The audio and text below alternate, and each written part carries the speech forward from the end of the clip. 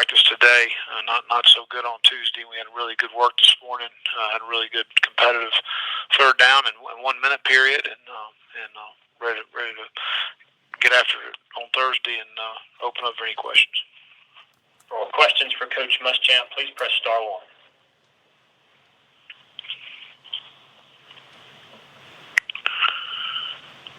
First up, we have Brooks Cabina, the Advocate. Hey, Will, I was wondering about kind of the modern offenses here with the run-pass options and the spread you're seeing all across the league, not just the SEC but the nation. Just defensively, look, what are kind of in general the things that make it so difficult, and what have there been kind of recent things to be able to stop those things? Well, I think when I went to the University of Texas at that time in the Big 12, we had Colt McCoy. You had, I believe, Zach Robinson was at Oklahoma State. Sam Bradford was at Oklahoma. RG3 was at Baylor. Todd Reesing was at Kansas. Graham Harrell was at Texas Tech. I mean, it was, that in the SEC even back then a little bit was still a little bit more of a two-back mantra, and to get introduced to that, the couple of keys to me is you got to be able to rush and get pressure with four. You got to have guys that can rush and pressure with four. You got to be able to play man-to-man, and not let the ball get thrown over your head. You got to have a team that tackles well in space, because that's really what's happened a lot. There's a lot of space plays that are created. You got to get guys on the ground in space.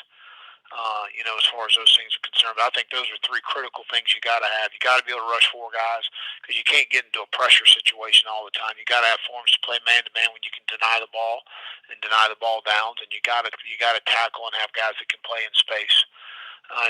Really, the evaluation process in recruiting has changed a little bit because of the different things you're going to face. We're kind of in the Eastern Division.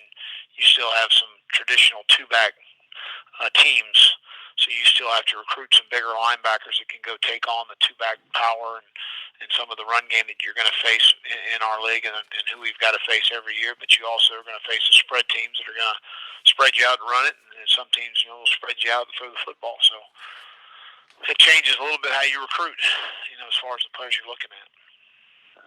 So is it a bit of a throwback for you to dig through that old film in the Big 12 that kind of helps you now? Well, it was the first time that we had faced in my time at LSU with Nick, and then going back to that and the time at Auburn in 06 and 07, we had faced some spread teams, but it was not as rampant as it is week to week now. That's more of the norm, as opposed to seeing a two-back look and a two-back power and some of the run game that you see. That now is not the norm, and so much different. And at the end of the day, you get more accustomed and you get better at what you see all the time.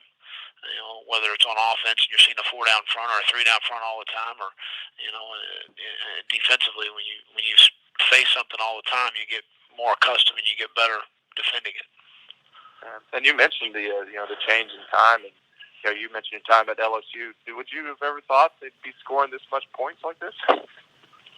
Yeah, I mean, they're very, watching, obviously we're getting ready to play Vanderbilt, but you see their side of the ball, and they are, the three wideouts are really good, and the quarterback, Joe, is playing at a really high level. He's a very confident guy.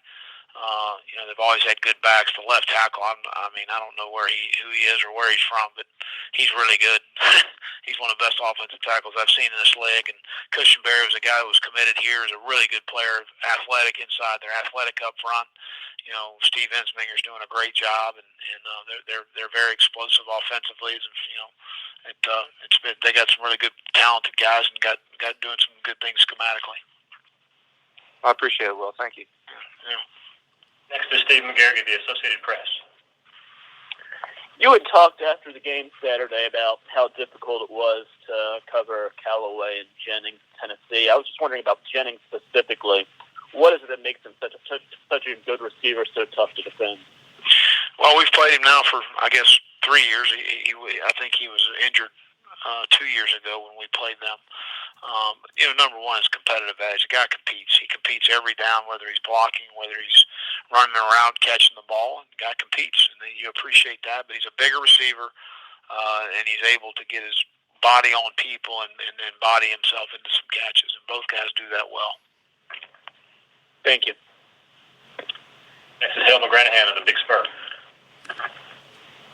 Hey, well, going back to what you're saying about last couple of days of practice, was Tuesday's practice just kind of a result of guys sort of knocking the cobwebs out after a tough couple of weeks? And what or who allowed you guys to get better today? Like, were there any individuals, players who kind of... No, we just on both sides of the ball and special teams, there's things we carry every week, and when we're not sharp on those things, Tuesday's always a hard day sometimes because you got a lot of new installation, especially on offense. We've got some younger guys, and they're battling through the new installation, the new different looks we're getting from a different scheme, and but we weren't as sharp on the things we carry week to week, and that's kind of is an indication to me where we weren't where we needed to be mentally. I thought we gave good effort, just mentally, but today, no, we just had overall our team more energy, more juice. We did some more competition stuff than maybe we've done in the last couple of weeks to get that going. The guys like competing against each other. So we had a good 7-on-7, a good move the ball, a good third down period, a good 1 minute. It was good competitive practice. Feel much better walking off the practice field.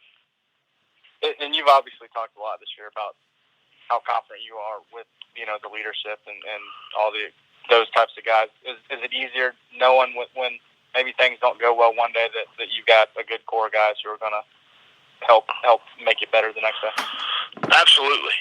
Got guys you lean on and in that locker room that are about all the right things, and obviously we're all extremely disappointed with where we are, but here's where we are, and you are what your record is, and that's where we are right now, and we're going to continue to fight, and we're looking forward to 7:30 in Williams-Brice Stadium on Saturday night. Yes, sir. Ben Brainer, the State Newspaper. Hey, Will. Injury-wise, what's been the progress for Brad Johnson and Rodriguez Davis, and are those guys you kind of expect to have back before the end of the year?